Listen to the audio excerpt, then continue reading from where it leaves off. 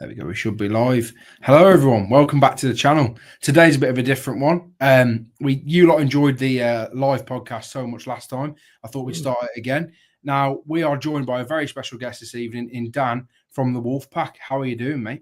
I'm doing well, mate. I was just saying to you, when it's too hot today. That's the only trouble. But other than that, it's all good. It's all good. Yeah, it's unbearable. And to be fair, that's before we speak about the football. Now, obviously, it's been a very interesting few weeks, I think, in terms of social media, in terms of the performances on the pitch. Just generally, everything's been pretty dire, I think is probably the most polite way to put it. I just wanted to get your thoughts on it, really. Obviously, I know you've been quite vocal on Twitter and been quite vocal in my chat sometimes as well. And obviously, it's frustrating a lot of people at the moment. So I just wanted to get your opinion on it because there's so many opinions that are varying.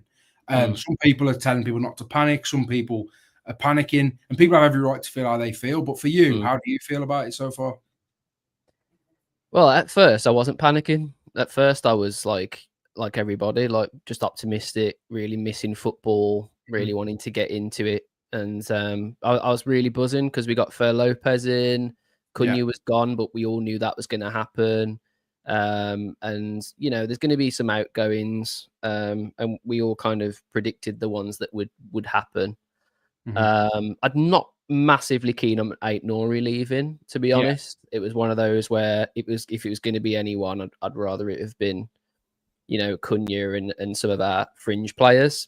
Yeah. And obviously with the fringe players leaving now, it's shaping up to be not as bad as I thought it was going to be. But the only problem is it's not the outgoings it's the problem. It's the incomings, and there's just not enough at the moment. That's the worry, really. I don't feel like we've replaced players with quality other than Jan Arias coming in. I'm not sold on the other ones because obviously it's going to take them a little bit more time to bed in. Yeah. But in terms of how I'm feeling at the moment, I'm worried. I'll be honest. I'm very worried. I'm very nervous because I look at the Premier League now. I think there's 3 better teams come up this season than last season. They're more prepared. I mean, Sunderland have basically got a completely different team. Yeah. And Leeds always tend to do fairly well. Burnley are an arsehole. They always seem to get points off us. So that's going to be a problem. The quality of the league looks better. And I think as well, at the moment, I don't know a team where I'm confident that we'd get 3 points. I'm not like sometimes I'm like, yeah, we'll get 3 there. We'll get 3 there. Yeah. I couldn't bet on us against anyone at the moment because I haven't seen enough without the quality of Matheus Cunha. I feel like we're a couple of injuries away from being in trouble as well. So bit of a long-winded answer, but I'm worried. I think that's you have every right to feel like that. Now, obviously, of course, alongside this, just got some breaking news. Obviously, the draw is on at the moment as we speak, and Wolves are drawn West Ham at home in the League Cup. So it's it's not a particularly easy game again, really, is it? But no. I'm just wondering how you feel about that one because again, like you've just said, I mean, there's not that many clubs you're looking at that you're confident to beat. I think West Ham probably are one of them clubs that I think are going to have a bad season personally. But again, as I've said, ultimately, I said in my video this morning, my Premier League prediction video, there is absolutely zero chance at side with Lucas Paquetá, Jared Bowen, who can score 15 to 20 in the league himself. There's absolutely zero chance they go down. So again, that's not really an ideal draw, is it? No, it's not, but it definitely could be a lot worse. Exactly. I've to be honest, we've had some absolute pelters from West Ham in the past, especially away. Jesus, I remember that when Gary O'Neill was in charge and we played West Ham and we played away. Oh my God, probably one of the worst matches I've ever seen defensively. But I'm not sure, to be fair. Like you say, I don't think they've had too many incomings that are very typically exciting. I can't really see an out-and-out goal scorer for them, really, in form, I'd say. So, yeah, I think it's quite an even matchup, really, that one. I feel like on our day we can beat them, but I feel like it's probably the same for them as well. I think it's going to be an even contest. Yeah, I think sort of going back to the Premier League as well. Now, I said this morning, in terms of me, I'm quite optimistic about Wolves. I'm quite positive about them generally, and I always want to see Wolves do well. But ultimately, when and as I've said, I don't think the window. I think the window, in terms of the players that have left, other than Aït-Nouri, who I think most people expected to go, but ultimately people didn't want him to go. I think in terms of the players that are leaving, generally the players that are leaving for me are all pretty much the right players to be leaving. So it's not that much of a problem in terms of the outgoings. Like you said, the incomings is a problem. But when I was looking at the squads earlier, it was like don't get me wrong, I don't think Brentford are particularly unbelievable with changing the manager's a massive impact, losing potentially. They're going to have an odd season, aren't they? To be fair, I think they've found the Premier League quite easy, really, under Thomas Frank and having some good signings and what have you. But I feel like they have lost a lot of quality as well. I think it's going to be one of those seasons where it's a little bit more what you expect, like the top six do well and everyone else just kind of pitter and patter a bit behind them. So I think for a while now, I feel like it's been quite an open contest, and I feel like it's starting to open up now. Liverpool look really good, Chelsea look good. United have made some good signings. So yeah, I think it's going to be a very, very different season. I think it's going to be a lot more tough than last time, to be honest.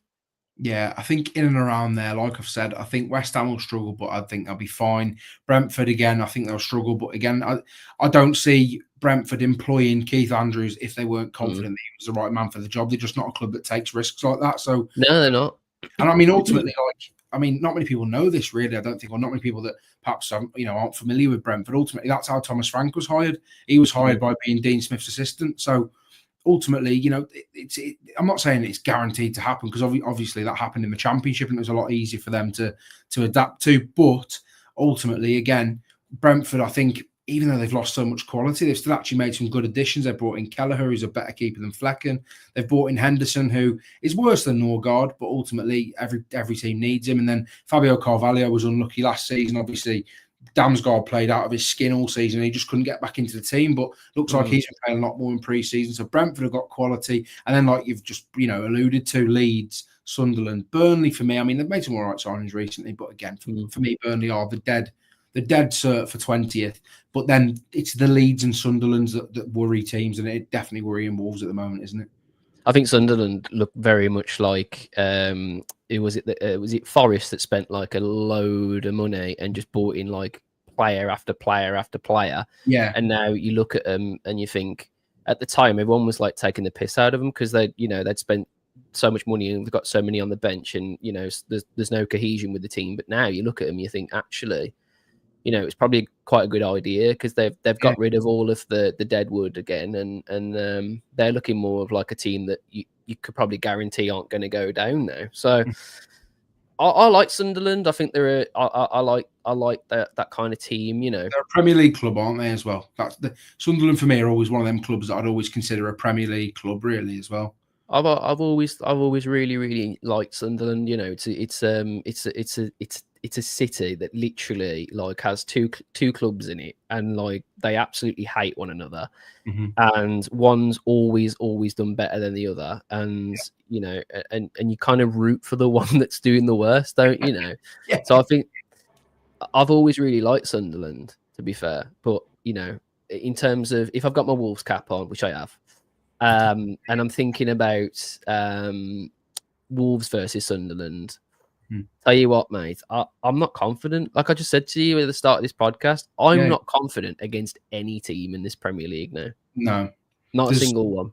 There's too much. Like I was saying to my sort of, last season when Liverpool won the league so convincingly, everyone was saying to me, I think it was, partly trying to wind me up or whatever as well, but like everyone was saying that the league was poorer. And for me, I do see that point of view, but equally, my sort of counter argument to that is every team has 2 to 3 players that would get in most sides. So, for example, Wolves last season, Cunha, Aït-Nouri, Strand Larsen, Joao Gomez, Andre. There's 5 alone that would get into a lot of Premier League sides. And then you look at this current Sunderland team, Granit Xhaka, would definitely get into a lot of Premier League sides. And then other than that, obviously some of their signs have been underwhelming. But again, I think I think it was Diarra as well when he played for Strasbourg. He would come in and make a massive difference for a lot of Premier League sides. So again, there's so many teams in and around there. I think for Burnley, maybe they're the exception. There's not too many I think would get in many sides. But I think the overall quality of the league, like we briefly discussed, I mean, even Brentford, I mean,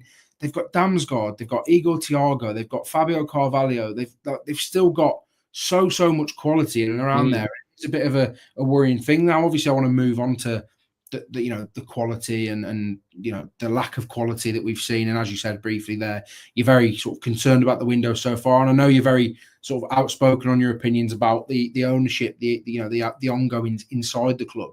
I was just wondering for you, how are you feeling about all of that? Because for me, obviously as an outsider, I could not, dislike She or Fosun more for someone who doesn't, who doesn't support Wolves.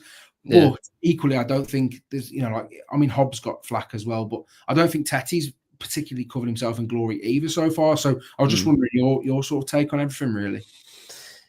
I think it's an awkward one because in terms of targets that we've set ourselves, like in terms of the players and whatever, it's unfortunate because some of them have been like really, really on the cusp of joining us, and then they've gone elsewhere, or they just don't want to join us, and so you've got to have those players in mind as well. So they are moving. Yeah, we're seeing movement, we're seeing links and everything, but the problem that I've got is our ownership in general. I think they are genuinely clueless, absolutely clueless. They cannot read the room at all. They never ever read the room. Every single season, the season ends and you just know what's going to happen. It's just going to be one of them where we're just completely refreshing over and over on Twitter, trying to find answers, what's going on. No feedback whatsoever. And then all of a sudden, he'll just come out in like a random interview. He does it every single time. Every time he does the same thing. And then this one was like, I watched it. It was a podcast, and there was some good things said. And from a business point of view, you can see where he's coming from. But from a footballing point of view, miles off it. I just don't see any ambition whatsoever from them. Yeah, like they come in, and fair enough. Before COVID, they were all guns blazing, getting us players, getting us everything. We were linked to every player now that's doing well. Your Gyökeres's and stuff like that. We were linked to them, and they were coming to us. Do you know what I mean? Now, not a single player looks at Wolves and goes, "Well, what would I do that?" No. And I genuinely, I'm not even just saying it. I genuinely think it's because we've got really tight owners. And I mean, they're looking at every single deal that we try and get now, and they're not just matching.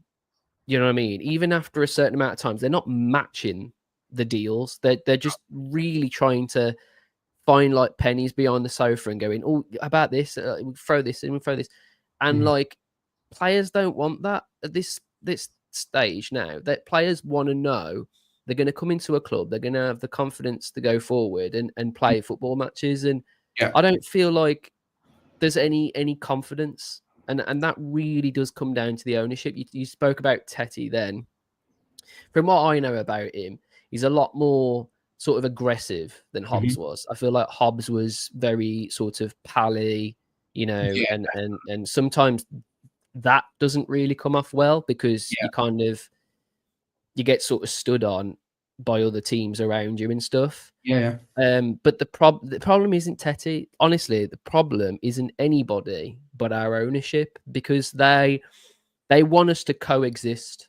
They want the badge to be a brand where they can just go, "Oh, you know what? Wolves is quite a cool little brand, isn't it? Do you know what I mean? It's quite a unique little brand. They like our logo. We said that over and over again. Oh, I really like the logo and this."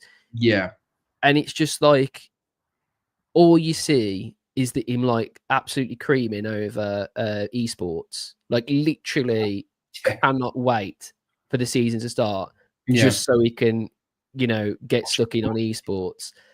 And it's like, I get that. I do get that. From a business point of view, I do get that because we need to make revenue elsewhere.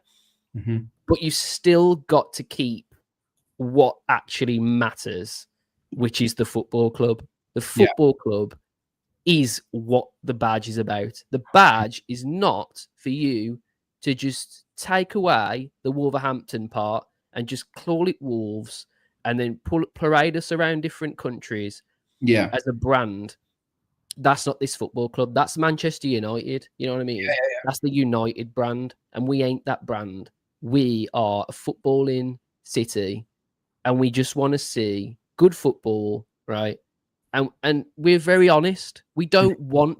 We know we're not going to be in the likes of the top 6. We know that. Mm-hmm.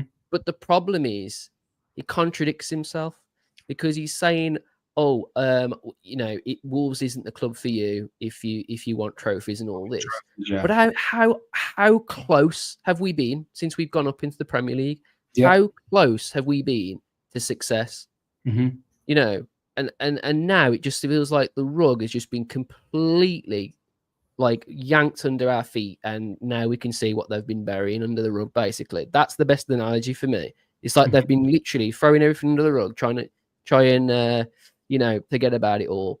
Yeah. And now the rug's gone, and they're like, oh god, that's all that there is now. And I've got no confidence in them, mate. I've got absolutely no confidence in them whatsoever. I feel like some people don't talk about it enough. I really do. I feel like they are going to keep doing it over and over. Every season's the exact same.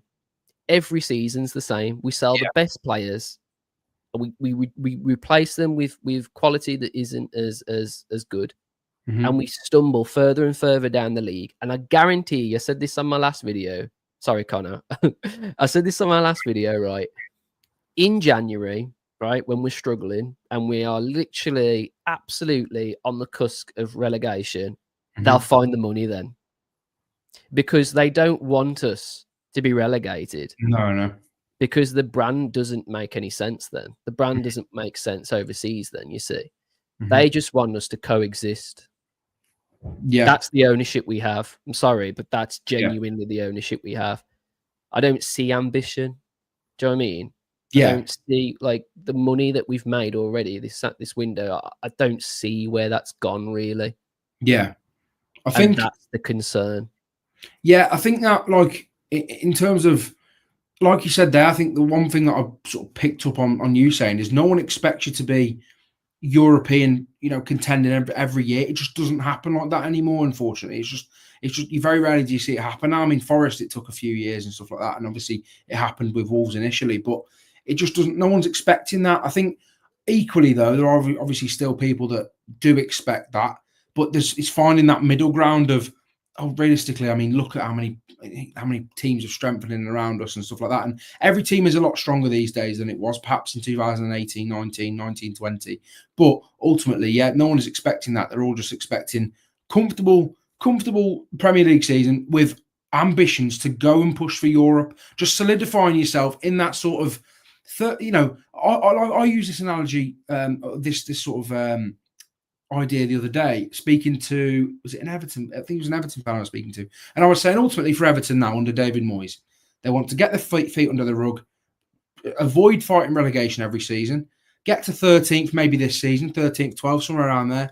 Then next season you go, we want 8th or 9th or 10th. We want to progress. And then again, you want to build on it. But ultimately, with Wolves' sustainability model, which it is sustainable, but it's only for so long, I think. Personally, I think time's running out.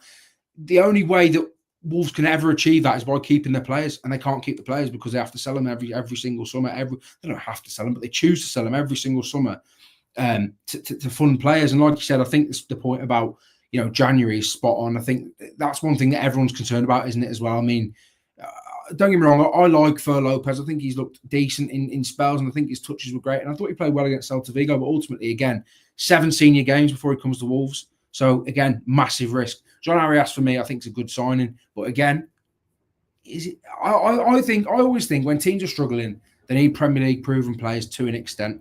And realistically, there's not a hell of a lot. I think the most Premier League games in the current squad is João Gomez now, if I'm not mistaken. Probably Doc. well, yeah, and the Doc, of course. But aside from him, I think it is probably Israel Gomez or someone in and around that sort of realm, and it's absolutely ludicrous. And obviously, there are a lot of teams struggling, and don't get me wrong, there are teams struggling around it. I mean, Everton were, David Moyes was crying out for signings until about 2 weeks ago. Crystal Palace are going to lose Gahey probably. They might lose Eze, and they still haven't bought anyone in. Fulham again, not bought anyone in.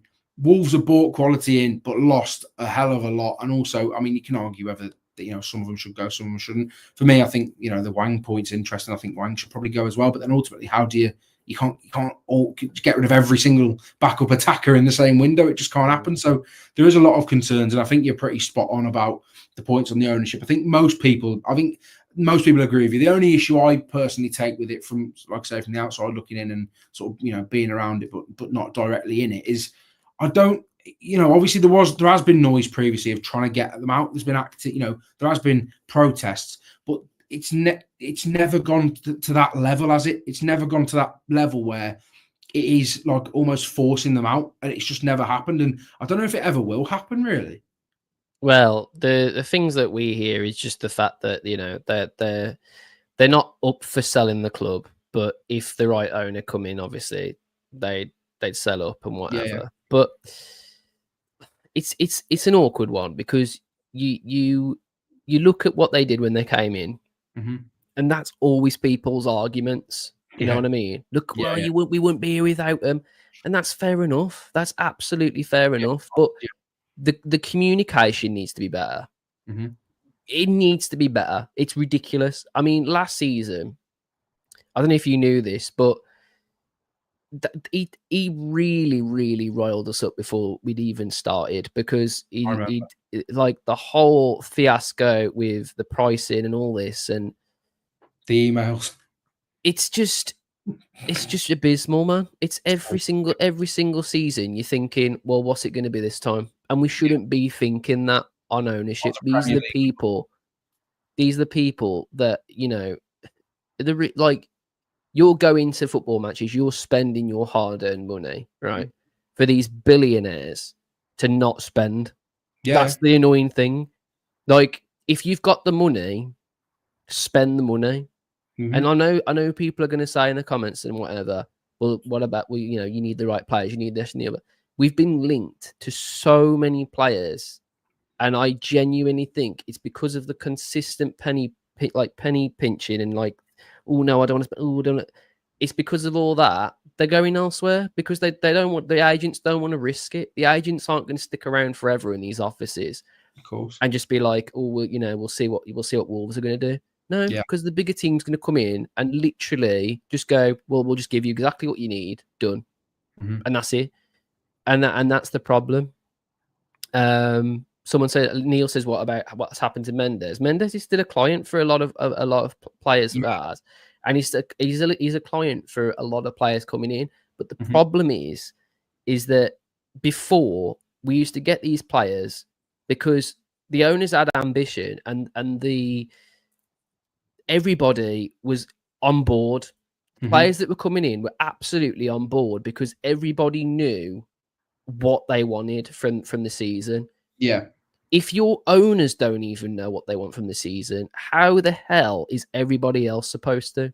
When they're the people that are paying you to play football, how are you supposed to feel comfortable moving to a different country for a club that you probably only be here for a season?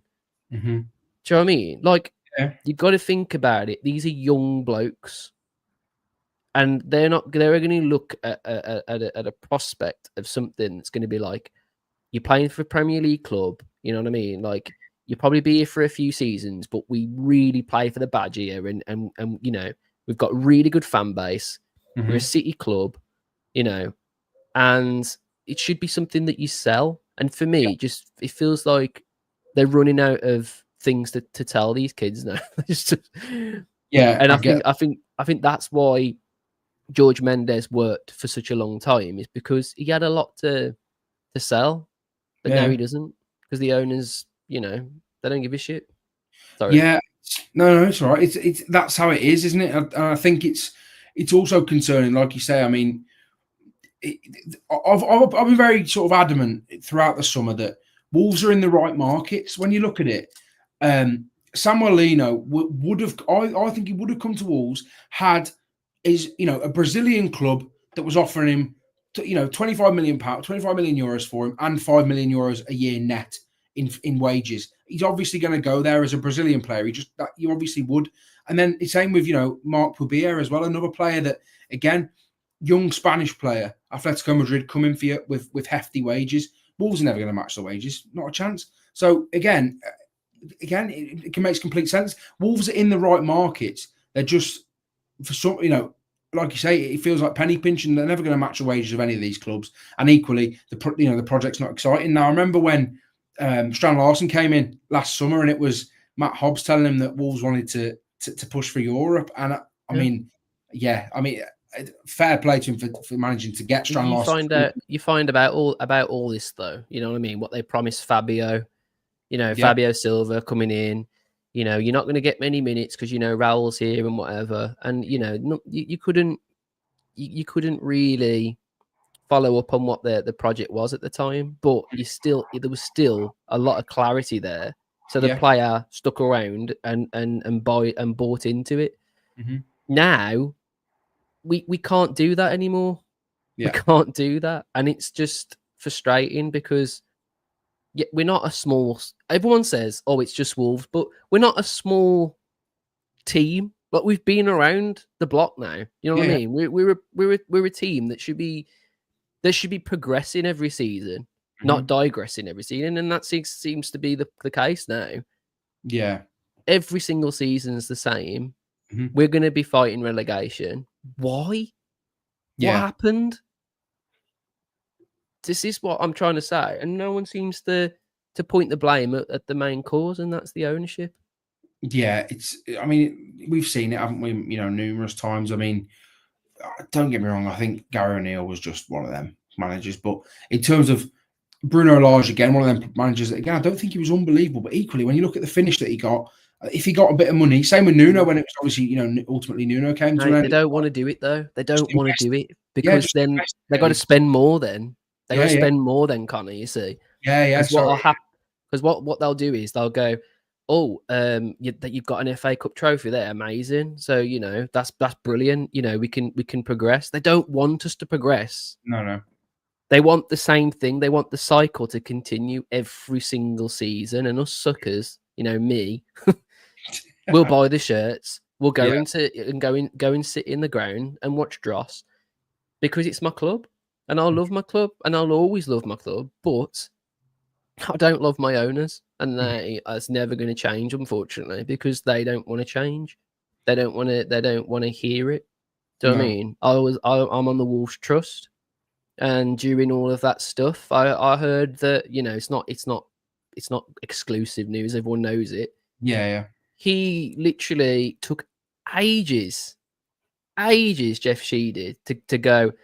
Yeah, okay. We'll take this away. We'll take this away. We'll change this. We'll make this cheaper or whatever, and we'll freeze next season. It took him ages to decide that. Mm-hmm. Do you know what I mean? And that's one decision. Can you imagine the nightmare it is every time a player gets linked? Can you imagine? Do you know what I mean? Yeah. Like you're walking in as Vitor Pereira, you've got all this list of names, and you're going, I need this, I need this. Well, how are we going to do that? Well, what about all the money we just made on Cunha and Aït-Nouri? Oh yeah, but we've also got to think of esports, don't we? Do you know what I mean? We've got to think of esports, because that's amazing. Priority, isn't it? Yeah. But God help us when the new bloody football manager comes out. We won't see him ever again. No, I do think it is just one of them, isn't it? People have been tired of it for years now, and it's one of them things that just ultimately feels like it's never going to change. And obviously, like you said there, you alluded to, they're never going to sell Wolves unless Wolves get relegated. Then they'll cut their ties. But even then, they'll have made profit on the club anyway. Oh, yeah. And the fact they want 500 million quid for Wolves. Now, don't get me wrong. I mean, Wolves have 100% increased their value ridiculously since they came in. But how on earth, in what world is he going to get 500 million? Are they going to get 500 million quid? Like, I just can't comprehend that. Honestly, now. This is my honest opinion, right? If on the first 2 seasons, we did really well, right, and COVID didn't happen, and Nuno was happy, squad was happy, we got a European trophy, and everything was great. I still don't think like they would get to a point. I still think it would have got to a point where the ownership would have deteriorated. I don't. Everyone says that COVID was the main thing, and I do think it really didn't help, of course. But I just see it in them. I just see it in them completely. You know what I mean? I just feel like this is the people that we're dealing with. The business side of things completely deletes the footballing side of things. That's the main issue, really. I feel like Fosun are an extremely wealthy company, extremely wealthy, right? And I get the footballing thing. You can't spend, with PSR and all that, and we've done really well to protect ourselves from that in the past. That's fair enough. That's great. But my problem is that they aren't business. They're business savvy. They're not football savvy. So why don't you just put someone who is football savvy in that seat? Yeah. And then get Jeff to do all the big picture, putting our club all the way around the world and everything, because it is important. I'm not saying it isn't. Look at United. They nearly got relegated last season. Yeah. And people are still buying the season tickets, still buying the shirts and whatever. I get that. Just put someone who knows about football, just put them right in the front seat and let them do everything. And then Jeff, amazing, do the rest, because you're really good at that. Clearly, that's something that he's very good at. But why is he with all the controls? Do you know what I mean? Yeah. It's just, it's one of them. I just don't. What club does that? I don't know. I don't even know a club that doesn't have a footballing brain in charge of the football. Yeah. I don't know anyone. Yeah, I don't think. Yeah, it's just. I don't think. I can't think of one off the top of my head, but it's just baffling, isn't it? That's the main problem. It's not Fosun the company. No, it's Jeff Shee and his stubborn ways. Like, just move out the way, put someone there in the football part, and then just let him just do his thing. And I think that would be great. I think he'd do a great job. I mean, you don't get anywhere. You don't get where Jeff Shee's got without being business, really business. But equally, you then end up where Jeff Shee has got when it comes to football, and everyone, people need to know football to be in that role remotely. Yeah. He's just never, not even from even when it was all rosy. If you actually look back at some of the points he was making and the interviews he was doing and stuff like that, when Wolves were doing well, it was all. They didn't have a clue then. It was all focused on growing Wolves as a brand. I remember when it was like Europa League football and stuff, he was like, "Oh yeah, we're in Europe, but we're also growing all around the world." And I was like, "Yeah, great. Wolves want to grow around the world, of course they do." But in terms of the list of priorities, sustaining Premier League football and competing back at the top level and staying at the top level for a long time is higher on the scale than Wolves going to Shanghai and having a club store open there, or like an open top bus tour in pre-season over there, or like stuff like that. It just doesn't appeal. It doesn't appeal to any of the fans who pay their hard-earned money. And I mean, obviously, we spoke about the ticket prices. I mean, it's like £71 for a Category A game in the Steve Bull or something like that, which is just ludicrous in itself. And obviously, a kid's ticket was more expensive than a single Liverpool seat at one point as well. Yeah, it's just embarrassing, isn't it?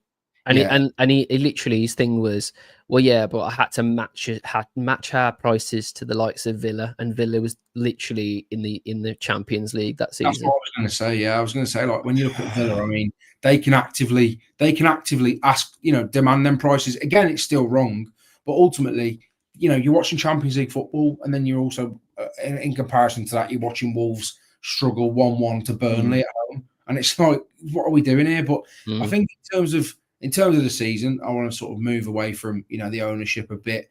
and move on to the season itself. Yeah, please.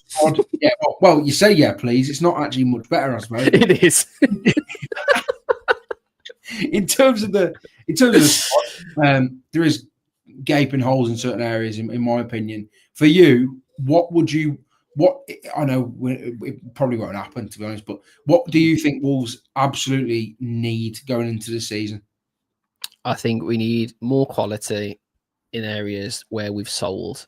I feel like we need more backup as well. Definitely. If one of our midfielders gets injured, we are actually screwed then for like quite a while. Now, cast your minds back. Gary O'Neill's in charge, right? We're flying. We're in the FA Cup. Everything's amazing. There is literally a window in which we can spend, right? There is a window in which we can spend. Do you know what Jeff Shee did instead? Nothing. Put Lamina as centre forward. Yeah. Nothing. That. Don't get a centre back because Lamina exists. Put him in centre back instead. Like, what team are we? I watch teams, right? Like local teams like Starbridge and everything like that, right? Yeah. Even they wouldn't do something that dumb.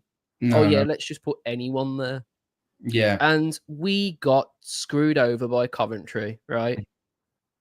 And I wasn't even surprised. I wasn't shocked.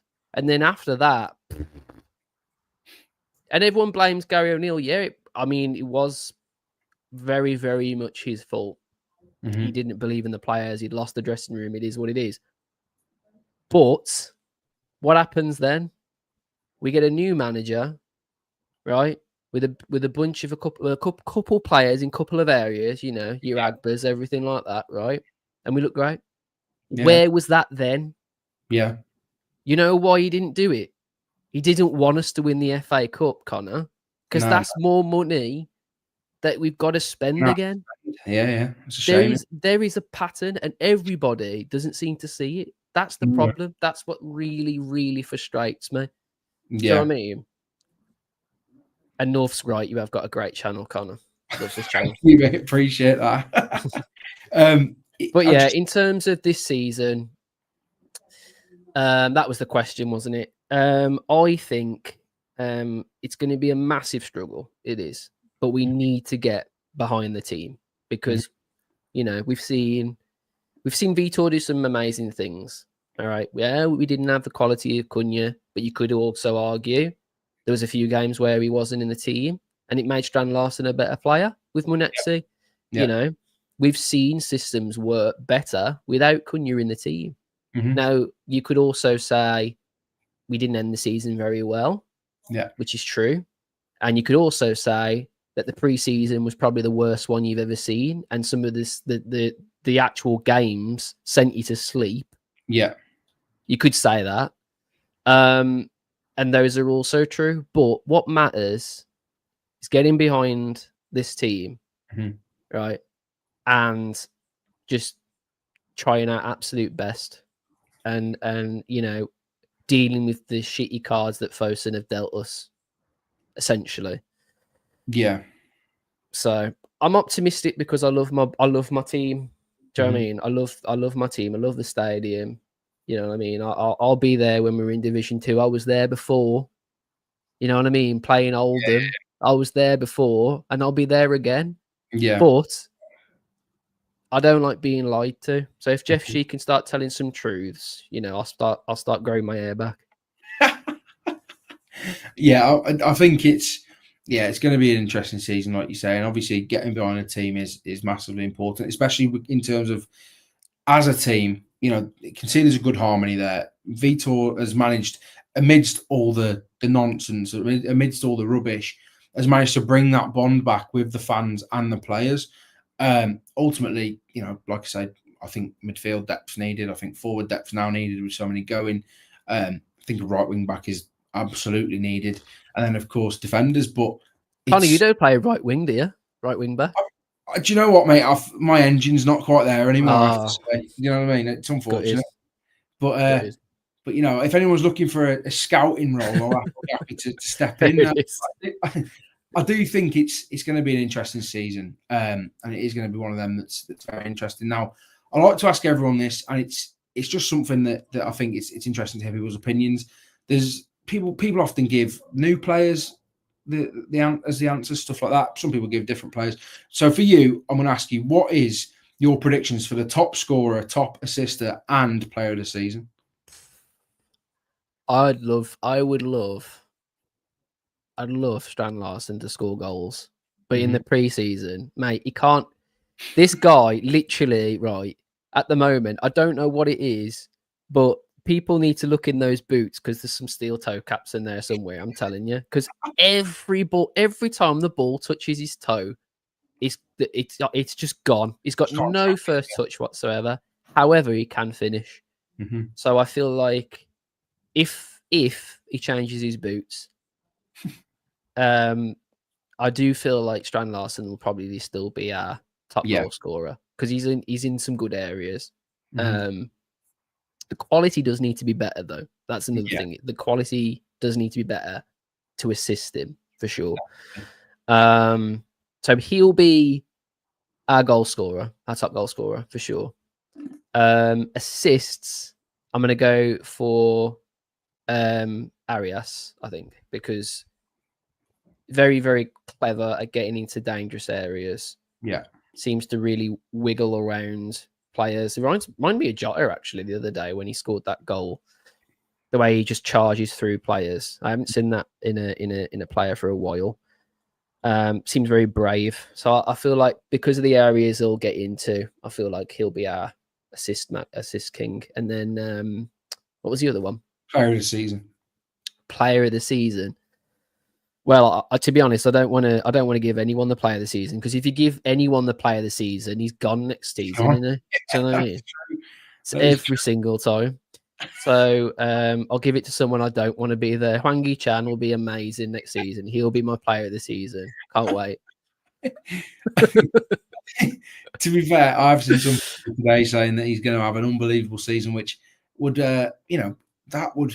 I'll tell you what, man. Hwang Hee-chan, before he got injured in Korea, was awesome. He scored every game at the Molineux at one point, to a point where Jeff Shee was like, his money was going around in his eyeballs at all the Korean fans and thinking, God, I gotta put a package on a deal here and start shoving the Korean fans in front of him. Because honestly, he was scoring left, right, and center. I do really feel sorry for him as well because he is probably one of our best finishers. To be honest, he's just got no confidence. If that kid does, if he gets confidence, he's a lethal finisher. Yeah, but he doesn't work in the system. That's the thing. Yeah. So I'd rather just say bye. But there it is. Yeah, I think. Yeah, if I'm being honest though, player of the season is probably going to be João Gomez. Yeah, he's just a joke, and like that is the issue again. I think he's been given the captaincy today. I don't know if it's been confirmed. I think it might have been now, but again, I think a perfect player probably to take the captain's armband, but because he's one of them. He's not necessarily the most vocal player, but he leads by example. I think, and you know, teams do need that. But again, can you see him being there in for the next 2 years? Probably not. So it's one of them. But I do think it's going to be a really interesting season. I'm really excited to see how it goes. I do hope that the players come in the positions Wolves need. I'm not sure. I'm not entirely confident that they will. I do hope they do, because I do think in terms of a squad, a manager, and a fan base that likes, you know, despite the owners and you know the Jeff Shee song and stuff like that, everyone backs them players regardless, whether they think they're good enough, whether they think they're not good enough. Wolves have always backed their players, even in the old Premier League days when there was players. I mean, most of the players were nowhere near good enough. But again, you're always going to get it at the Molineux, and I think it's going to be really interesting to see how it goes next season. But I do hope that hopefully Wolves won't be anywhere near it. And I think for me, I reckon they'll probably finish about 15th or 16th, to be honest. Hopefully, I'd take that now. To be fair, I would. I don't know. I'm not massively confident. I feel like we need some thickness to this squad because it's threadbare. And we've seen what happens when a Wolves squad's threadbare. It doesn't work. Everyone's saying, "Oh, he wants to play a smaller squad." I'm like, yeah, but if Andre, wakes up with a cold one day, who the hell's going in midfield next to João Gomez and vice versa? Yeah. We can't be a Premier League squad and not even have a replacement for one position. That's ridiculous. Mm-hmm. That's absolutely atrocious, man. So the one area I do think we're good in, by the way, and a lot of people won't agree, but I feel like defensively we've got a good unit there. I feel like Agba, Mosquera when he's better, Tati Gomez. I think that's a solid back three. To be fair, I think that's an area where we probably do need one replacement for Totti because we haven't got a left-sided centre back. But that's probably one area where we're all right, to be fair. So we're probably. I think if the worst comes to the worst, we'll be a very counter attacking side. To be honest, I think that's probably where we'll go with the wing backs being so high. Yeah, I think it'll be the days are new now. I know. I think if only. I think it'll be a really interesting one, and that was just the final point. Just to briefly touch on what you just said about the smaller squads. Obviously, Nuno famously wanted the smaller squad, but when you look at the squad, I mean, the depth in that squad compared to this squad, and I'm sure you saw the tweet the other day, how many players get in this current 11, and it is ridiculous how many players from that side get into this one. And I just think it's going to be such an interesting season. Like you say, the injury stuff is concerning. I've said it multiple times. If Andre gets injured, if João Gomez gets injured or Larson gets injured, it is really bleak. They're very card heavy as well, by the way. They're very hot-headed Brazilians who are probably going to see a few yellow cards. So that's another thing. Yeah, the drop-off is so significant. So hopefully Wolves do get players through the door. Hopefully the season's nowhere near as bad as perhaps we think. And I appreciate you speaking to me tonight. I really do appreciate it. No worries, Connor, man. No worries. Obviously, I'm sure we'll chat on your channel and chat for us. Definitely. So, and also, if you haven't already, check out Dan's links in the description as well. I very much appreciate you going and showing him some support for taking time out of his evening to chat to me tonight. And I've really enjoyed it, mate. Thank you. Yeah, it's been a good laugh, man. It's what you need, isn't it, really, to be honest? If you don't laugh, you'll cry. Honestly. Thank you all for watching, everyone, and I'll see you in the next one. See you later, guys.